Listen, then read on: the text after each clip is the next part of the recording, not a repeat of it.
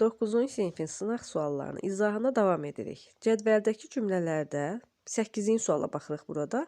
Cədvəldəki cümlələrlə bağlı yanlış fikri verildiyi bəndi müəyyən edin. Sədr danışır, işçilər dinləyirdilər. Qarşısına yazılıb ki, hadisələr eyni zamanda baş verir. Doğrudur. Bu tabiəs mürəkkəb cümlənin növləridir. Eyni zamanda baş verir. Bu doğrudur. Amma bizə deyir ki, yanlış cavabı seçin. Otaqdan çıxanda əsəbi idi. Həmkarları onunla razı olmamışdılar. Tərkib hissələrindən biri digərini aydınlaşdırır. Doğrudur. Əsasən də biz qoşa nöqtə olanda bilirik ki, bu aydınlaşdırır. Bir hadisə digərini aydınlaşdırır.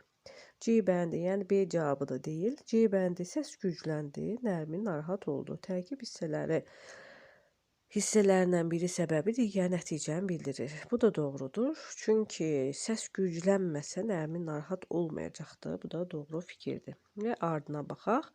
Hamı getdi, quş gətirdi, Şaqqulu bayquş gətirdi. Tərkib hissələrindəki fikirlər qarşılaşdırılır. Belə cümlələrdə biz diqqətli oluruq. Yəni, qarşılaşdırma bağlayıcısı varsa düz tez tapa bilirik. Qarşılaşdırma bağlayıcısı yoxdursa asanlıqla yerinə qoyuruq. Hamı getdi, quş gətirdi, amma Şaqqulu bayquş gətirdi. Bu da doğrudur, yəni qarşılaşdırılır.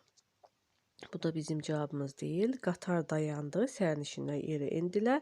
Birinci tərkib səbəbi, ikinci tərkib isə nəticəni bildirir. Bu yanlış cavabdır. Çünki qatar dayansa, sərnişinlər düşməyə də bilərdi. Yəni, burada bir səbəb yoxdur. Burada hadisələrin yalnız ardıcıllığı var. Ona görə də cavabımız olur Y bəndi.